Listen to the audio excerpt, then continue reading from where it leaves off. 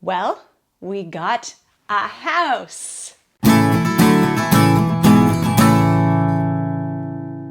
Hey everyone, welcome back. My name is Manya, and I have recently moved from Fort Worth, Texas to Nagoya, Japan. My husband has a job here, and we're going to be living here for about 2 years. Currently, I'm in a hotel room, but we have found a house to lease. And so today what I'm going to show you is our adventure furniture shopping, and I'm going to show you some of the house.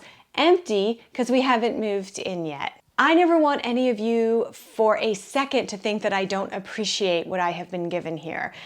This is not a difficult move in terms of logistics. There have been a lot of logistics because any overseas move is intense and complicated. But the reality of my situation in midlife, I'm 48, is that we are moving in about as much of a lap of luxury as you can imagine. And that is just the nature of my husband's job and who he works for. So we are lucky enough that we didn't have to do all the normal visas. We didn't have to find somewhere to live immediately. We've been put up in this hotel room for as long as we need until we found a place to live.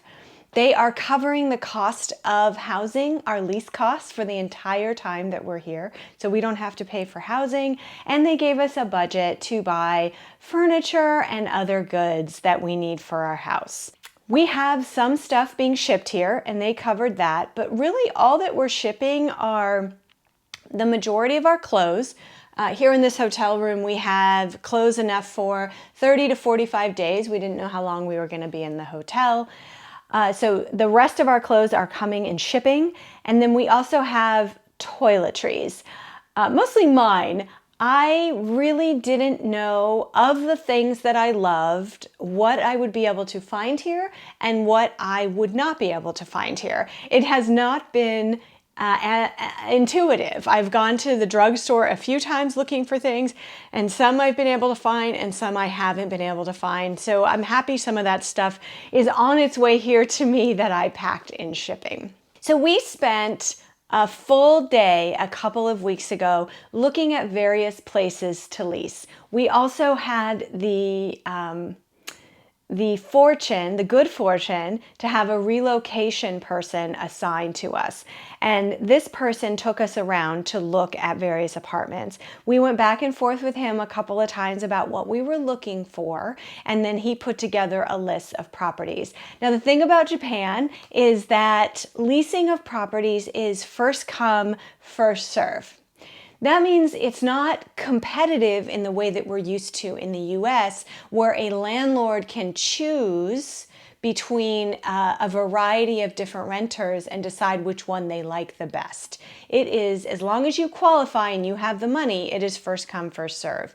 So that can make it difficult to find places to rent because they don't stay on the market very long, some of them.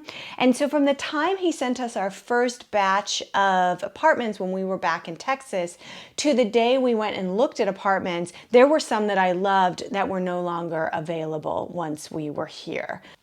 Danny and I were convinced that we wanted to live downtown in a high-rise.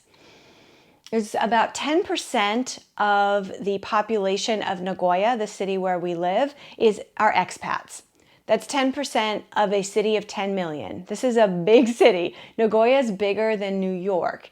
And maybe you've never heard of it, and I had never heard of it either. It's because it's not really touristy. There are a couple touristy things to do, but this is a manufacturing industrial city.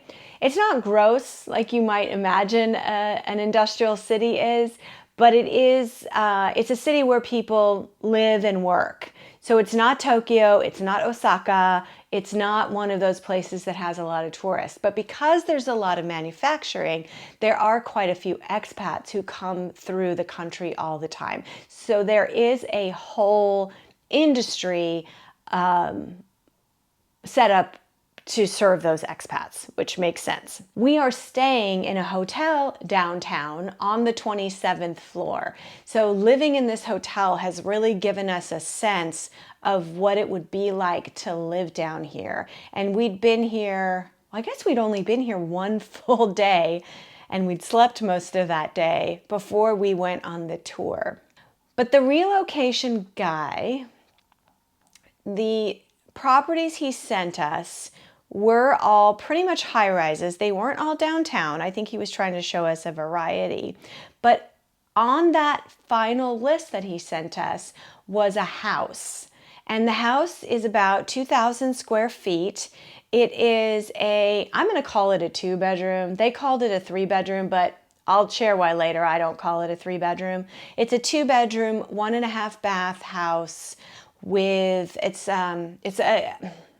almost a compound, if you will. It's a traditional Japanese house with this beautiful front yard, and it has a wall completely surrounding the house and the property. And it's about a 5-minute walk from a subway station, and next to the subway station is a shopping mall that has a grocery store. I will not have a car. Danny's going to have a car because he needs to drive to work. So for me, I really wanted to be close to a subway station, because that is how I will get around.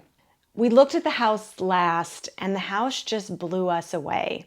I'm going to be perfectly frank. The apartments for us felt very small. They are not American style apartments. Could we do it? Absolutely, we could do it. We've now been living in a hotel for multiple weeks. We like each other, we can do it. But once all of our stuff arrived and all of our clothes, just everything would have been a challenge. Everything seemed small by our American standards. So we ended up going with the house. The next step was to go furniture shopping. And we are, again, incredibly lucky that this relocation company took us to a furniture store and an electronics store and translated for us so that we could buy a bunch of furniture. Like I said, we had 2 bedrooms, so we needed to buy I should have said, the house is completely empty. So we needed to buy furniture for a primary bedroom, a guest bedroom, a dining room, a living room, a kitchen. It didn't have appliances. We needed to buy a refrigerator. Needed to buy a washer dryer. We needed to buy a television, outdoor furniture for that front porch.